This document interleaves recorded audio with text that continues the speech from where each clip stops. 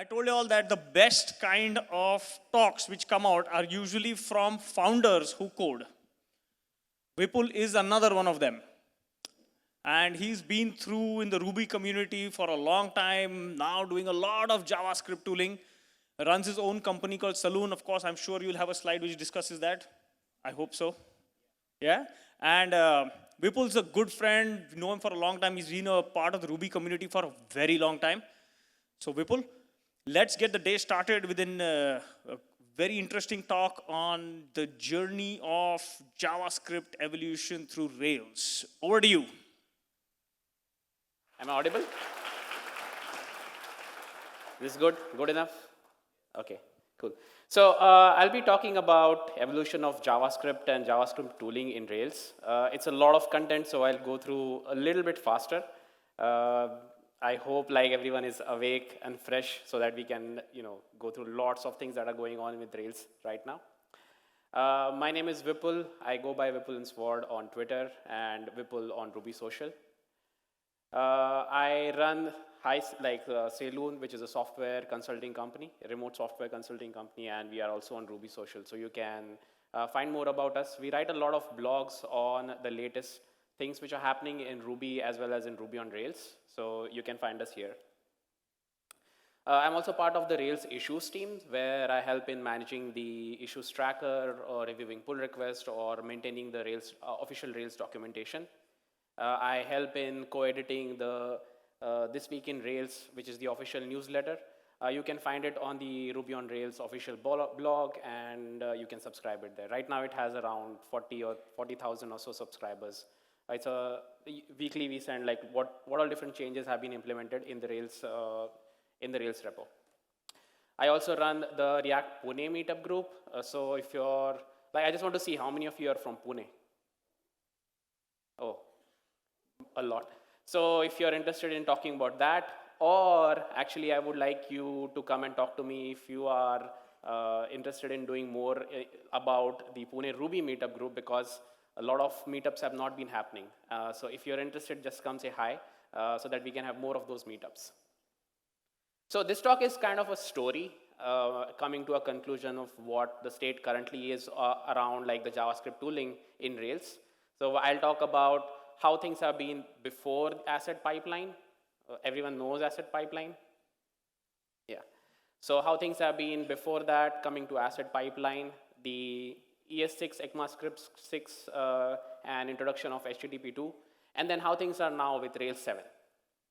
Before I begin, just a bit about the Rails doctrine, or how changes are done in Rails, or what Rails try to achieve, like how Rails tries to ship things in Rails. So it's, I don't know if it's clear over here, but I'll just read it out. Rails tries to optimize programmer happiness, convention over configuration, menu is omakase, no one paradigm, try to have beautiful code, provide lots of sharper knives, which is what the case is right now. Value integrated system, progress over stability, so always trying to have newer things implemented in Rails, and always trying to have a big push up to have a bigger tent so that we can have more and more different ways to do things. But the bigger point over here is menu is omakase, which is driven with what it ships with by default. And over the years, Rails has changed a lot with how it has shipped with, especially for JavaScript cases, like from asset pipeline to what we see today. And since the beginning, Rails has always been intertwined with JavaScript, as in the latest things that have always been coming up in JavaScript, it has always tried to get into it, or the other way around. Like JavaScript also has been influenced, like a lot of the frameworks have been heavily influenced with Rails as well. So it's always give and take relationship between both of those. So let's start taking a look at how things were in the beginning, and then we'll see how it has progressed over the years. So a long time back, before asset pipeline, Rails was released in around 2004, 2005. It started gaining popularity in 2005 with the famous Whoops talk. I don't know how many of you know it. DHH gave that Whoops talk. Okay. So Rails started gaining popularity 2005, 2006.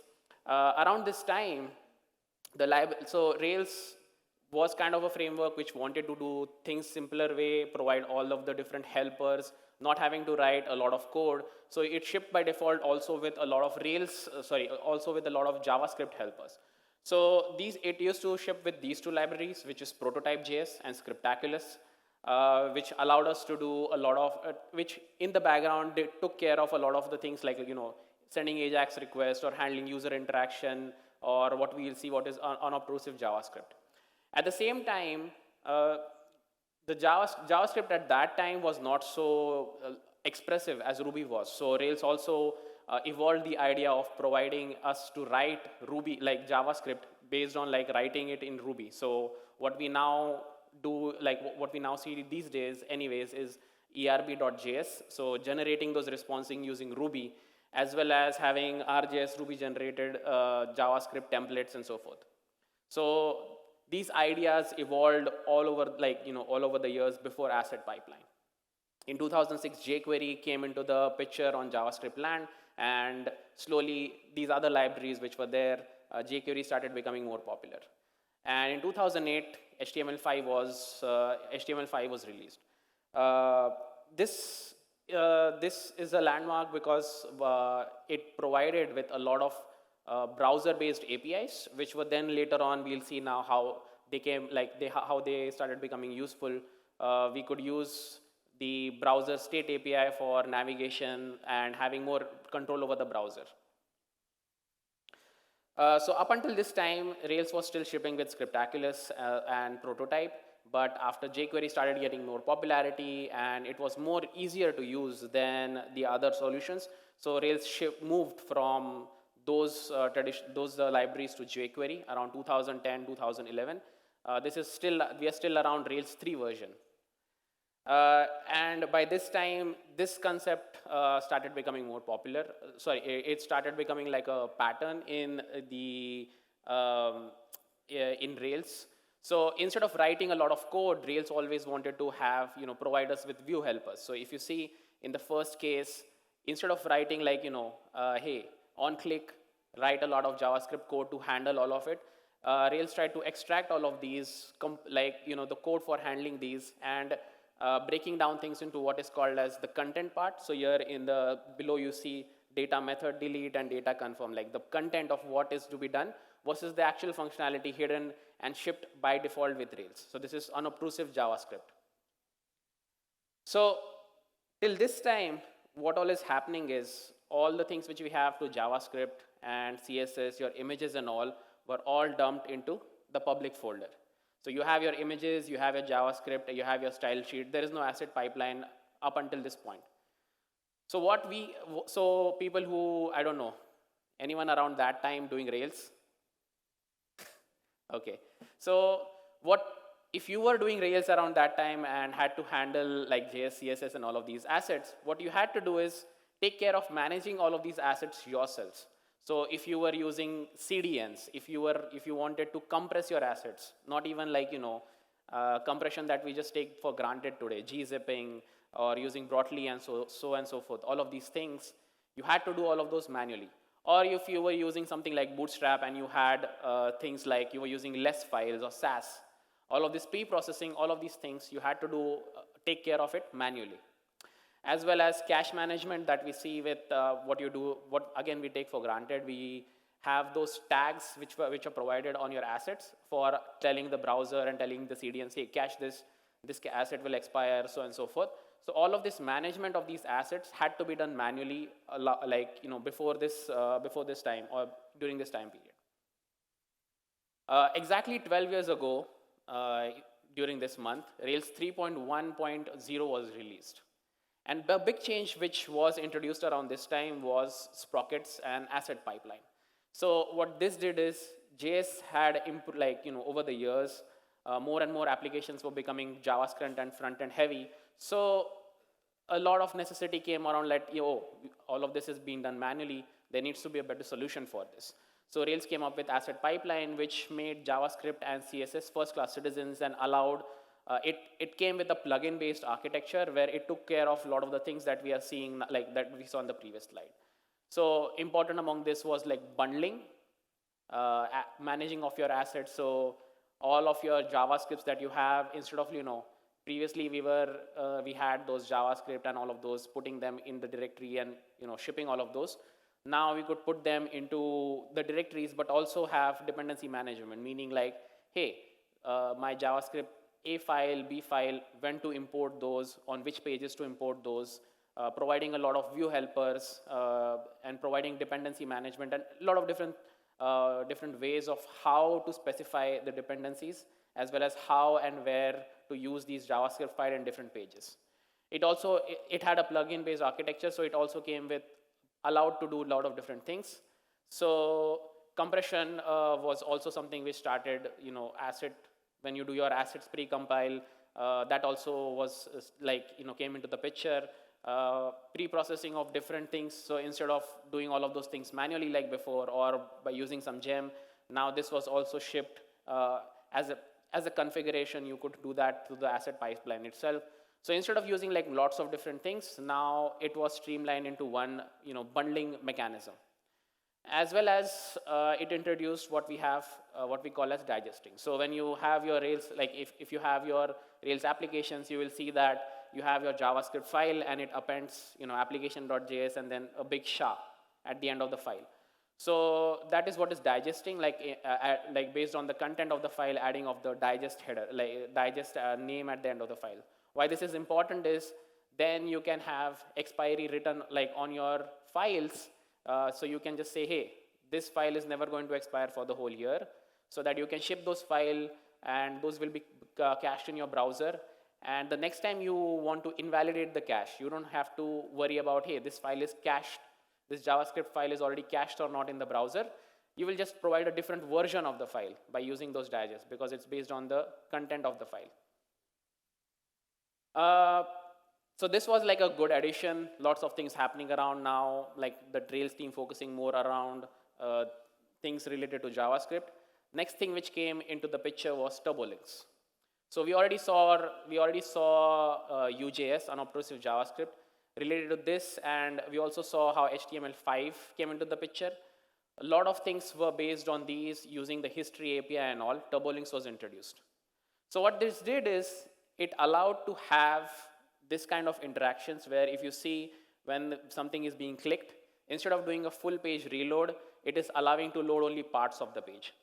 This also allowed a different thing, which is instead of having, like previously we used to also have page caches. So you would just cache the whole page in the backend. So instead of that, it allowed to use something called as Russian doll caching. So you would only cache parts of the page. And then because we are using this kind of interaction, you could programmatically using JavaScript, using Turbolinks, tag parts of the page that, hey, only update this part of the page without having to do like full page refreshes. The other thing which this also enabled is around this time, web views became popular in mobile applications, like with Android and with iOS. So with web views and with Turbolinks, what this allowed is to use your same views that you see today on web, using the same views, using media queries and all, to use the same code that you're writing here also on the mobile applications. And because it is not doing like a full page reload, the interactions between those were much, much faster.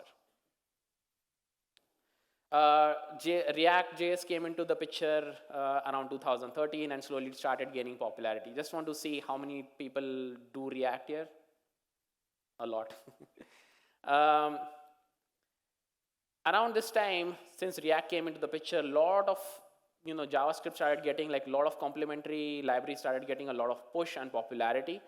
Two of those I want to highlight here, which is Babel and Webpack. Babel, a transpilation library, which we use so to transpile from different, say if you're using JSX or if you're using you want to use new features in ECMAScript, as well as Webpack. So Webpack, kind of an alternative to asset pipeline, providing with pre-processing and bundling of JavaScript and so forth. And why these are important is around this time, 2015, 2016, ES6 came into the picture.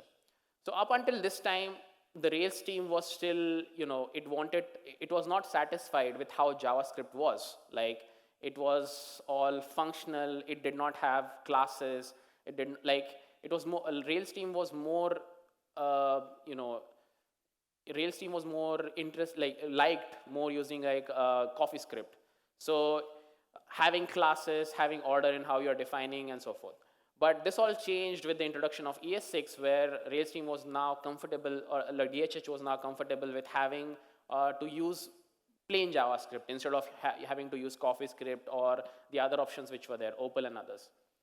So important additions over here were ESM modules, so ECMAScript modules, which is support for what we use in JavaScript now, import and all that we use today, as well as classes.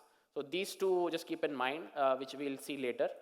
And slowly, these were allowed to be used to us by using Babel and Webpack.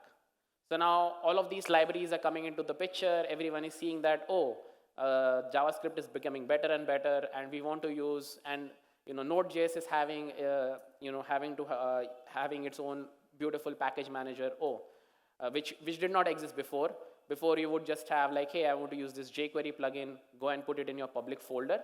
But now you have these good tools which are allowing you to have like, package.json, yarn and all. So slowly, the Rails team started realizing that what we were doing with Rails, putting or using gems for different libraries to use, this was not scalable. So Webpacker was introduced, which was, at that time, Webpack was the most popular bundling mechanism for JavaScript. So experimenting with that, Rails team introduced Webpacker, which is a layer on top of Webpack. It was a welcome addition because by that time, like JavaScript heavy applications, if you wanted to use, it was still not so easy to use. And we started to have package.json being shipped within Rails. And instead of, when you wanted to upgrade some version of jQuery or some different library, you had to do that manually, go and download. So now you have Node and Yarn, which came into the picture. So it was a welcome addition. But with that also came a lot of complexity. So asset pipeline was much simpler. So Webpack went through a lot of version changes during this period, all because Webpack itself was, upgrading like from Rails, from Webpack 3 version, 4 version, 5 version. So a lot of configuration changes to mimic all of the Webpack configuration was also happening in Rails. So things like, what preprocessing to use, post CSS, or if you're using Tailwind CSS and all of these things. So over the years, having to mimic a lot of Webpack configuration, that was increasing the complexity within Rails. And then, like previously we had your public folder. With asset pipeline, you have your app assets folder. Now with Webpacker, we had app JavaScript folder. So now your JavaScript is residing in 3 different places, right? It's still there.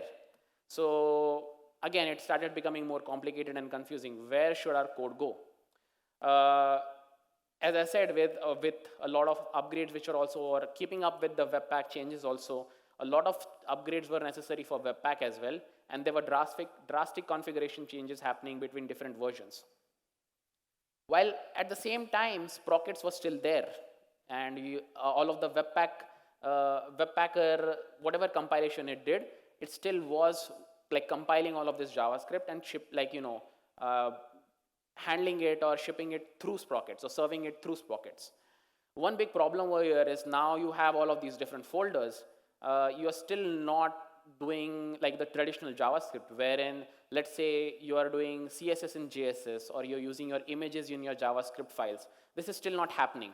We still have our Rails was still saying that, hey, for your CSS and images, use your Sprockets. That is the place to use. And only for JavaScript, use your JavaScript. So it was not a whole solution yet. And things were all around. Like let's say you wanted to access some asset from within your app JavaScript, accessing it from different folder and so forth.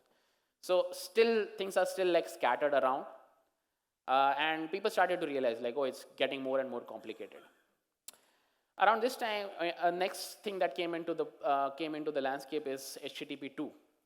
Now, JavaScript is still moving along, a lot of things changing, React is changing, and with HTTP2, what it allowed is having multiplexing and concurrencies in the requests that we send. So previously, if everyone used to know, like what we used to say is that, hey, put all of your code in one single file, which is what Rails used to do by default, and ship all of your plugins and everything into your application.js. Why? So that at one time it will download it and just cache it on your browser. So the next pages, it will not have to request those files again and again. But with HTTP2, what it allowed is having multiplexing and concurrency. So instead of serving one big file, the mindset changed that having more files is better because, hey, instead of one 1 MB file, you could serve or break down your files or JavaScript files and assets into the multiple files and make use of HTTP2, which was much, much faster in terms of downloading multiple files. It also has these things like header compression, reduced latency for downloading, and connection reuse. So having more files was better than the traditional way of just doing everything in one single file. What this did is it led to the rise of single page app, helped a lot, or it was optimized more for, as I said, for smaller files and faster resource loading. So it was a big advantage from the traditional way of how things were being done in Rails to more like how things were for single page applications, wherein shipping all of the JavaScript, breaking it down into multiple pages, or having things like chunks, like parts of the JavaScript which is reused on different pages. So all of these different things, they were much more optimized with HTTP2 for single page applications. And what happened is this led to it helped again with this kind of ideologies like Jamstack, wherein people were more starting to realize that having monoliths, having JavaScript bundled together was not always the best solution for it. So just keeping your Rails differently and shipping all of your JavaScript as single page applications, just static applications using things like, create React app on Next.js and so forth, just shipping static assets and then using Rails as the backend. This was getting more and more popular.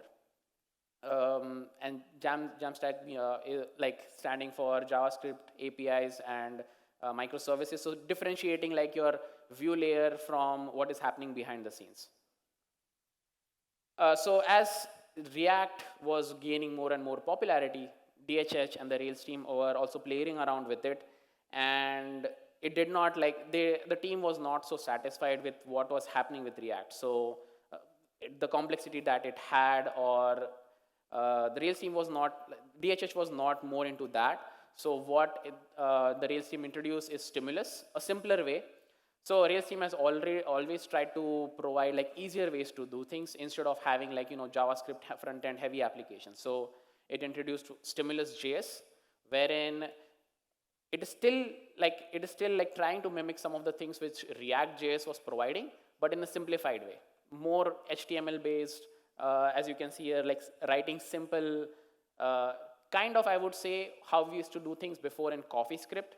Those were being emulated in Stimulus.js. So up until now, what is happening now with asset pipeline? Now we have the Rails team which is focusing on Sprockets and Webpacker, two different bundling solutions. Development is happening on both different fronts. People started realizing that, hey, Sprockets is not being maintained, as well as two different solutions. People starting to use those were still confused what to use and so forth. So what did the Rails team do? It introduced a completely different solution for it. So now we have now we come to the last part of it, which is what we do now. So now in your default Rails level applications, it ships with what is called as import maps and turbo Rails. So this is what you will see when you create a new Rails level application, wherein you will see hotwired, turbo Rails, Stimulus, and all of these what you see are within what you call as import map. So import map was a new thing which came got major adoption in 2020, 2021. And this is a time where around all of the grievances which were being talked about Webpacker being complicated and asset pipeline. So Rails team wanted to see what is the better way. So the complexities that were there with Node.js and Yarn, the Rails team wanted to avoid this. And with import map, what it does is it allows to access resources directly. So let's say you have your React or something hosted on CDN, having to access all those resources directly instead of going through your asset pipeline. So import maps, as you see here, that just allows us to link to direct resources instead of transpiling and all of those things. So this was introduced using import map Rails. This was possible because of what we saw before, which is ECMAScript modules. So your assets that you're referring to are already compiled modules, which are hosted somewhere, or it might be in your application as well. So you could use the modern JavaScript, which is import and all, because of ESN modules. You can ship Rails applications without the need of having to implement or having the need for Node.js and Yarn. No transpiling and bundling is required. As well as you can still break down all of your files and dependencies into multiple files instead of shipping how it used to happen before in your asset pipeline. You are referring to different assets in different places. And of course, less reliance on Webpacker or other JS tooling. At the same time, we had Webpacker, but other tools also came into, bundling tools also came into the picture, like ESBuild.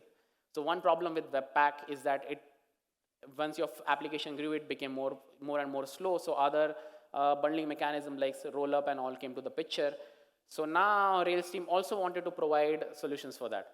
So Rails team came up with JS bundling Rails and CSS bundling. So if you wanted to use these other tools instead of using Webpacker, you could use JS bundling for using rollup or using ESBuild and so forth.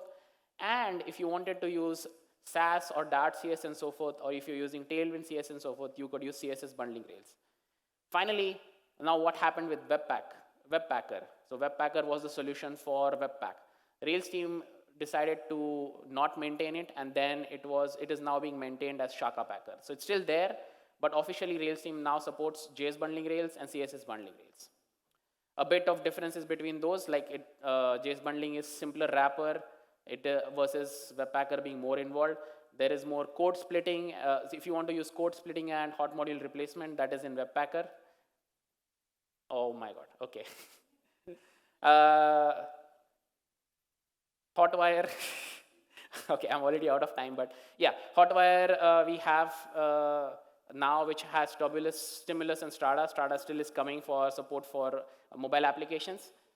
Turbo Drive, again, evolution over Turbolinks, which we already saw. Turbo Frames, in-page replacements using Turbolinks. Turbo Streams, action cable using Turbo. And this acts as now, is shipped by default in Rails as the UAJS replacement. And finally, we have PropShaft, which is replacement of asset pipeline itself. So we have so many things going on in Rails, so many things happening. What do you actually do today in today's world? So the three approaches, and I'll end with this. So if you're new to Rails and if you're just getting started, and if you don't want all of the complexity of the JS tooling, stick to the Rails default, which is using import maps and Hotwire. If you still want, if your JavaScript application is still a little bit heavy and you want to use more JavaScript or traditional tooling, use JS bundling and CSS bundling, which will allow you to use all of those things like Webpack, like those packaging mechanisms, as well as if you want to use Tailwind, Bulma, Bootstrap, and others, you could use CSS bundling. If you want to use React in your applications, stick to Shakapacker.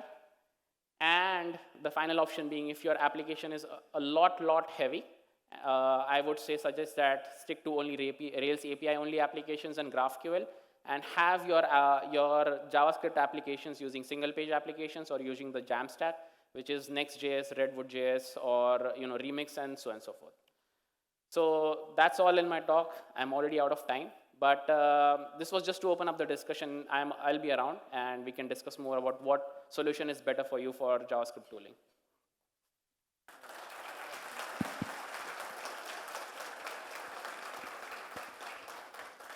I know it's indeed very difficult to get through an entire evolution cycle in 25 minutes. But questions? There is no questions on evolution. I have seen Vipul evolve from a developer in Fab to becoming a founder, to getting on stage, speaking at international conferences, and now final stage of evolution, crossing time. Alrighty, we have a question. I'm sorry. Hi, Vipul. Thanks for the great talk. One question that I had is, typically in Rails applications, a lot of consultancies use ready-made admin templates. Now, with the earlier setup, which used to come by default with Rails, it was very easy to integrate, fairly easy. But with the new, because Rails is sort of taking a more web standard view of implementing things, how do we, is there a way for using the latest and greatest of Rails, but at the same time also integrating with, you know, admin templates and I would say, again, it depends. Yeah. With depending on your template, what you're using, what framework it is using, and so forth. But also, if you're already using something like Active Admin or Administrate Gem, these kind of gems. So it again depends on what gem you're using or what template you're using. Depending on that, CSS bundling might or JS bundling might be a better way for you. Or I would say like better way would be to, if you're using like, more involved templates, I would just say that keep it separately as a separate application and just, hit a Rails APIs to fetch the data. Actually, where I want to go is that, is it possible to migrate to import maps, Rails admin or administrate?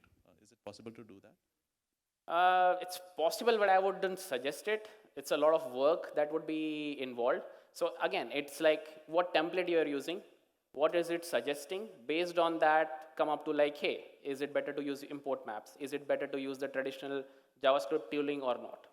So depending on what that, is it using Tailwind CSS or what is the framework using? What is your template using? Depending on that, it's much better to decide. Yeah. I'll be around to have this kind of So I have a quick question for you, just to check on the evolution of JavaScript in Rails. Do you foresee or do you recommend or advise people here that sometimes just use Rails for the API, ease of it, and just stick with the pure JS front? Yeah, so more and more that is what I'm seeing now. Like, just stick to more Rails I mean, this is a bad suggestion. Like, this is somewhat saying like, I'm a part of the Rails team and saying, don't use what Rails is shipping with. But that is what I would say. Like, it is much, much better as we see like JavaScript applications are becoming more heavy. Tooling for JavaScript is much better. So it's much, much better to use Rails just as the API layer and having your JavaScript application separate. Yeah. Hang on, do we have a question? Yes.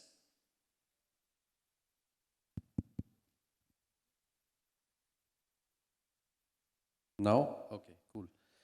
I hear you, but Stimulus and Hotwire is, you can go so far with it, so far. But now it is amazing. I need you all to know this.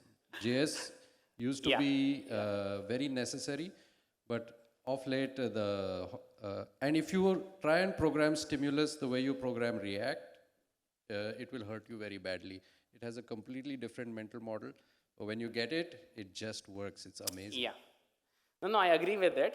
It's just like if you're starting, if you don't have extremely heavy need for like the JavaScript tooling or latest and greatest, you want to use this framework and all.